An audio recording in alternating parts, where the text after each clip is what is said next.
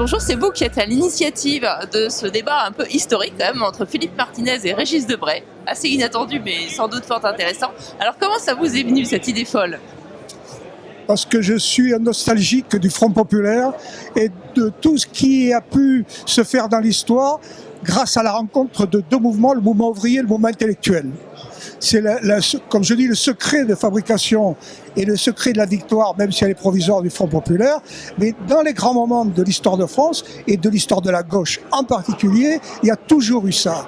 Or, ça, on en est privé depuis quelque temps.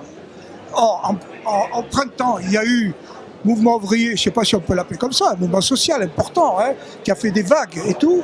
Et il se trouve que du côté des, ce qu'on peut appeler des grands intellectuels, ils ne se sont pas beaucoup manifestés. Il y a eu des intellectuels, il ne faut pas exagérer. Et tout d'un coup, il y a un philosophe, médiologue, Régis Debray, qui lui s'est manifesté dans l'humanité en me disant moi, comme il y a des choses qui ne me plaisent plus à l'heure actuelle, et il y a encore de la résistance, de la résilience, de la révolte, et j'ai vu les grèves du printemps, c'était le 10 juin qu'il a dit ça dans l'Humanité. Et j'ai retrouvé la tradition ouvrière et la singularité française qui est la CGT. Ça nous est propre, cette CGT. Et il ajoute d'ailleurs un truc incroyable, il dit, et d'ailleurs Philippe Martinez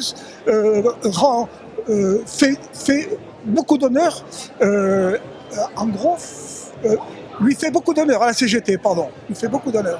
Ça veut dire qu'il ramasse en 3 phrases, tout d'un coup, un truc qui, moi, me touche beaucoup, c'est la tradition ouvrière, même s'il n'y a pas que des ouvriers, on est d'accord. Bon, la singularité qu'est la CGT tout au long de son histoire. Et donc, moi, ce qui m'intéresse beaucoup, c'est pas de rappeler le Front populaire sans arrêt, les grandes années, mai 68, non. C'est d'essayer de retrouver des traces de cette rencontre entre les intellectuels et le mouvement ouvrier. Là, Régis Debray nous fait un cadeau magnifique, qui est que c'est lui qui remet l'accent là-dessus. Donc, je l'ai appelé, et je lui ai dit, Régis, est-ce que tu es prêt à rencontrer Martinez? Il m'a dit, comme tu veux. À la fin de l'UMA, bien sûr. Bon, or, je vous le confie, Régis Debray n'aime pas le bruit. Parce que quand on se parle, il n'aime pas qu'il y ait trop de bruit. Il y a du bruit à la fête de l'UMA. Eh bien, il a surmonté ce handicap pour être là.